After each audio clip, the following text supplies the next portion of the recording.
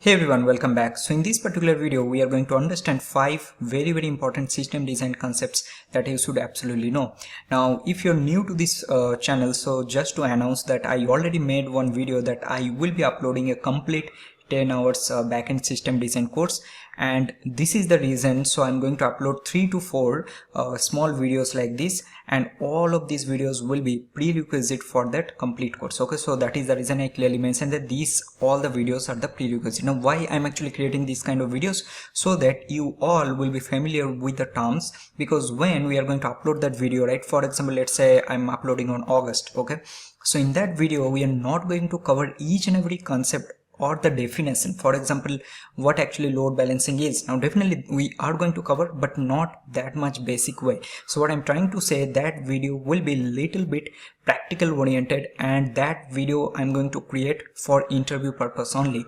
So in that case, if you complete these videos, right, it will make your life much easier. So for example, what you can do, right, you can just go through all these terms so that you'll understand, okay, so there is a term called load balancing, we have something called caching, we have message queues, database scaling, rate limiting. You are getting right what I'm trying to say. So first, let's start with the first one, which is one of the most important concept, and that is load balancing. Okay, so I'm just going to open this, and what I've done, right, so I just created some very basic definition, flow, what is the problem that, and what is the solution, that why actually we need this certain concept, and you'll see that it will be very easier for you to understand. So first of all, you have to understand that what actually load balancing is, or why we need something called load balancer. Now first, let's understand this flow. Okay, so you can see that you have your users. Now these user can be any users, right, and then you have something called load balancer, and then you have some servers. So you have API server 1, API server 2, and API server 3. Now what actually is happening here? So first of all, you have to understand that from where the problem is actually occurring. So first you have to understand that when every request will go to single server, what will happen? So consider this one from a B2C application point of view. Why I'm taking B2C, or maybe you can take B2B also. Like B2C normally has more users, right, and there will be some time in a day when the traffic will be like peak. So in that case, what will happen, right, if let's say each and every request you are going through one single server, the server will become slow, overloaded, and unavailable during the traffic spikes. So I already mentioned. So what is the idea? The idea is we are going to put something called load balancer in front of multiple servers. Okay, now what will happen, right? So in that case, the client, okay, so for example, let's say in this case that your user is going to talk to one entry point, and the load balancer is going to forward that request to the healthy backend server. So what do you understand by this? So first of all, let's understand the definition now. So load balancer sits in front of multiple backend servers, and it's going to spread incoming request across healthy instances. Okay, and then client is going to call one particular stable URL, and it will be the task of load balancer that it's going to forward each and every request to an available server. So what will happen, right? For example, let's say here, if you just go to this particular mental model that I created, so you have a user, you have load balancer, you have 3 servers. Suddenly, let's say this server 2 is down. So in that case, what will happen, right? Load balancer is going to do what? It's going to divide the traffic, and it's going to send the traffic based on the certain server which is currently healthy. Okay, so in this case, this will be API server 1 and API server 3. Now next, there are certain key items you have to understand. For example, we have something called horizontal scaling. Now I'm not going to explain all of this, so this is the reason I'm creating this video, so that you will be aware, okay, there is a term called horizontal scaling. You have health check, you have round robin, and single entry point. Now all these things we are going to cover in that full course. Okay, now let's understand the step-by-step flow. So how this flow will work. So let's say user is going to send one request to the application domain. Your DNS or infrastructure points the request to the load balancer, and then the very important part is that the task of load balancer is to check that, okay, which are the backend servers are currently available now, and based on that, it is going to forward that request to a particular healthy server.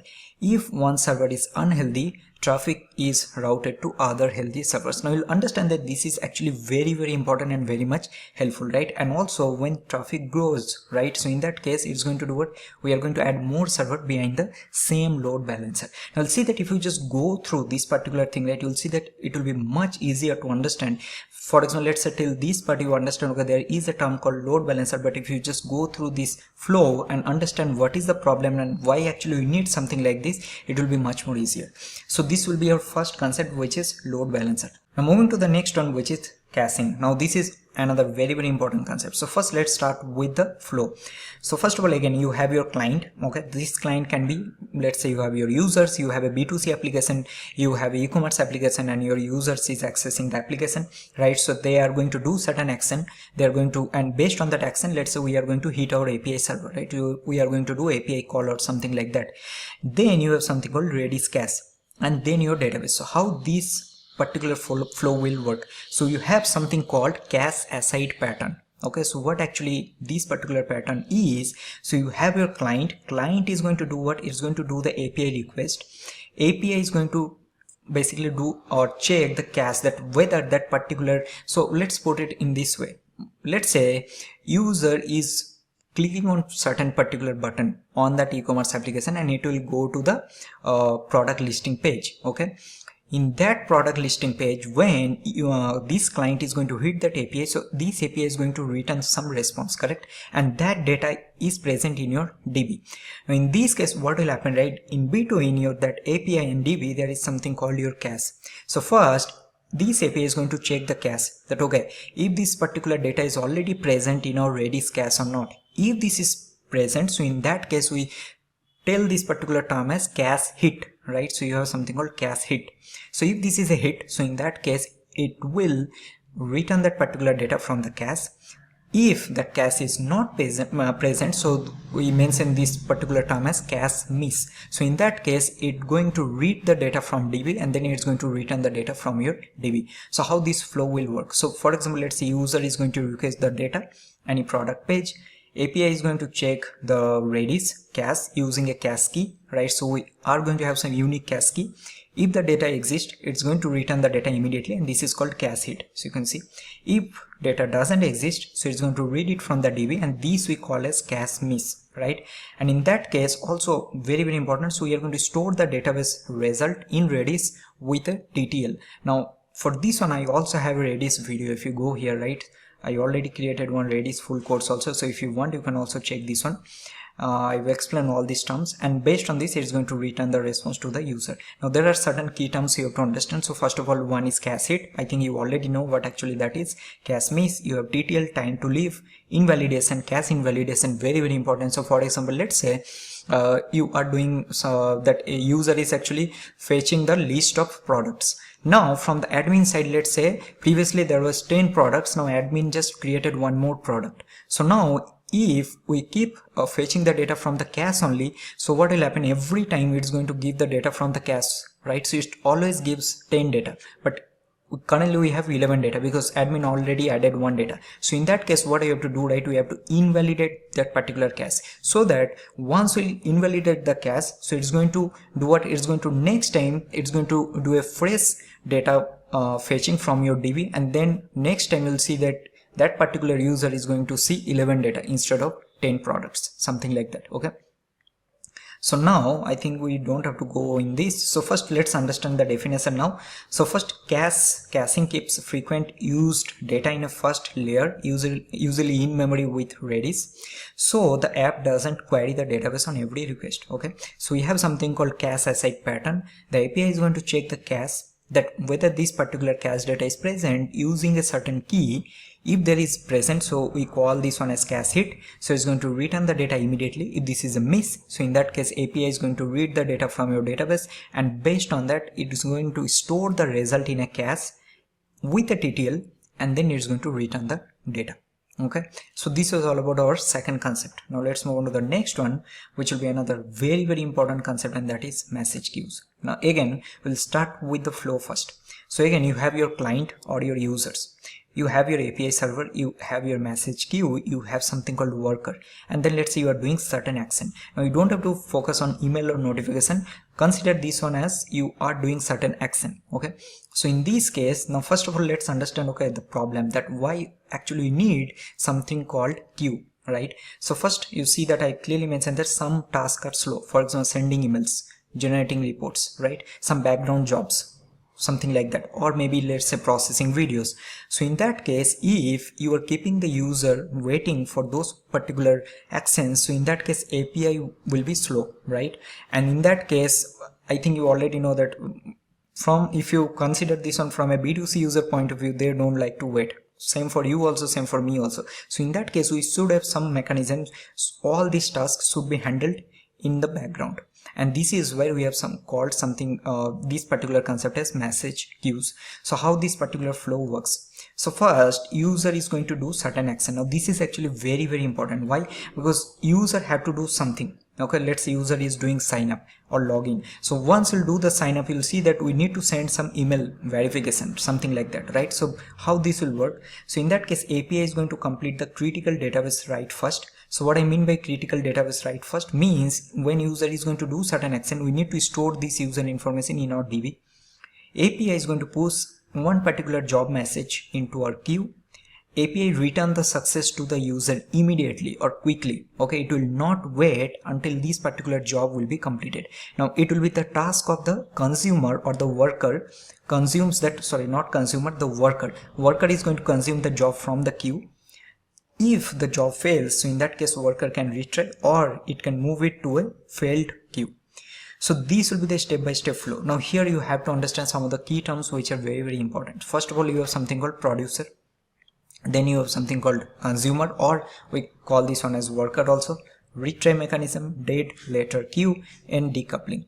Now decoupling is one of the most important concepts. So what will happen, right, when you have something called message queue, or let's say you're using Kafka, so you have your producer, you have your consumer. So these producer and consumer are decoupled, means there is no direct connection between producer and consumer. What will happen, producer is going to communicate with your Kafka or your message queue, and then your consumer is going to consume that message from the Kafka or from the message queue. So this is the flow, how usually it will work. Okay, so now you can also check this particular code. So you'll see that we have a sign up. So user is doing certain actions, so he's storing the data in your DB, and then we are actually adding or implementing one queue, and then the worker or the consumer actually processing that particular queue. So you have something called as event. So consider this one as your event. So sending welcome email, and based on this it's going to send the welcome email to that particular user. So this will be the third concept, which is message queue. Let's move to the fourth one, which is database scaling. Now this will be a little bit at intermediate level of concept, right? So consider, let's say you have at least 5 years of experience. I'll say not 5 nowadays, like they're asking even 3+ years of experience. So if you're going for system design, there is a possibility that they can ask you what actually database scaling is, or better way to explain will be, so maybe they can ask you, okay, what is the concept of replication and what is the concept of threading. Okay, so first you have to again understand this one very detailed way. Okay, so we are going to cover all of this in our actual course, but let's understand the very basic overview. Okay, so first you'll see that, let's say you are having one particular DB for a application, and that DB is having huge amount of data. You think like that. Okay, because at the end your DB task will be to store your data, your user information, your product information, whatever product or whatever application that you are building. It's going to store the data, correct?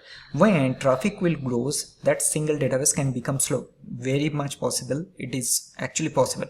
So in that case, we have something called two concepts. One is replication, very, very important, and second we have threading. What is replication? Replication means you are going to keep one main DB for writes, and you add read copies for your select queries. Means from read copies means when you have to read something, okay, and one particular main database you want to keep for your write operations, not write queries, write operations. And what actually threading is, you want to split the data across multiple databases when one database is too full, okay, or having too much data. So now first of all you'll see that, so you have your API server, you have your one DB. So these DBs actually handles everything. So how this replication concept will work? So in this case, what you're doing, right, you're keeping one main DB for writes. So these particular write operations you can see, so you have your API, and your main DB is going to do insert, update, delete, put, patch, whatever operations you are doing. So it's going to do write operations, and you're doing what here, you are doing actually read operations. So you have your DB copy 1 and DB copy 2, and this is only your select queries. Okay, so now this will be your replication. Now replication is little simpler to understand. What actually threading is, now this will be when actually you're splitting the DB into multiple DB instances, think like that. So you have to see that use this only when one DB cannot hold all the data or handle all writes. So then only you should do something called threading. Threading means you're going to split the data into separate databases. Okay, so you have a DB thread A or DB thread B, handles users from 1 to 5 million, handles user from 5 to 10 million. Okay, something like this. So first of all, let's understand. So you have start with 1 DB. If reads are slow, you're going to add replication. If reads are slow, you're going to add replication. If the database is too full, so in that case you're going to split into threads. Okay, so now this will be another concept, that is database scaling. And let's end this one with another very important concept, like most used. This is rate limiting. Now if you go to nowadays any AI app tools or AI website, right, you will see that you are going to get rate limiting. I can give you 99% guarantee. Why? Because people can actually misuse, right, AI. Let's say they're giving some free quota, so they can actually create some dummy account using fake emails, and they can, you're getting what I'm trying to say. So they need to implement this rate limiting. This is very important. So how this will work, right? So you have your client is going to have your IP, right? So in that case, these will go through a rate limiter. So this client request is always go through a rate limiter instead of directly hitting the API server. So this is how it will work. So this rate limiter, how we are going to implement, I have actually created one really good section. You can just go through here, that how using Redis you can implement rate limiter. So you have something called Redis counter, and this rate limiter is going to actually will be mediator between your client and API server. And if something goes wrong in the sense I'm talking about, let's say client is sending too many requests to a particular API URL, so in that case what you're going to do, you're going to block that request with a 429, means too many requests. For example, let's say you have a one particular URL, it can be anything, and the rule is that user can only hit that particular URL 20 times in 60 seconds, but let's say they're hitting 100 times. So in that case you have to block that user for next 1 hour or 2 hours. So in that case, this rate limiter is one of the best practice that you can do here, or design principles that you can implement here. So you can see I already mentioned that without rate limiting, bad client, bot, bug, I think I already mentioned this one, right? They can create multiple fake accounts, and they can use free limits, unlimited. Okay, so all these things, how this will work. So request is going to enter the API gateway or your backend middleware. API gateway, let's say you're having some microservices, so in that case it will go through your API gateway. System identifies the key, so there will be something that you need to identify, either user ID, IP address of that user, API key. Then system is going to check how many requests this particular key has been made in the current window. So you have something concept as window. Okay, if it is under the limit, so you're going to allow the request. If it is not, so you're going to reject the request with 429, too many requests. Okay, so here again you have some key terms. So you have limit key, time window, 429 status, token bucket, and throttle. All of this we are going to cover. Okay, and this I think all about the last concept. Now I think we haven't covered each and everything, because I already mentioned this is only prerequisite videos. Means this is going to give you the idea that okay, what are the concept we are going to cover in that particular course. Now I already mentioned that this video will be long video, and I can guarantee, I can challenge everyone that once I'll upload this video, right, you can even try multiple paid courses and you'll see that no one is going to upload this kind of content on free on YouTube. Okay, so I can give you that much guarantee. But what I want from all of you is that at least have some idea on the basic concepts, so that once we'll start the practical implementation or learning the flows, complex project and everything, it will be much easier for you to understand. So that's all for this particular video. I will see you in my next video. Till then, good luck and peace.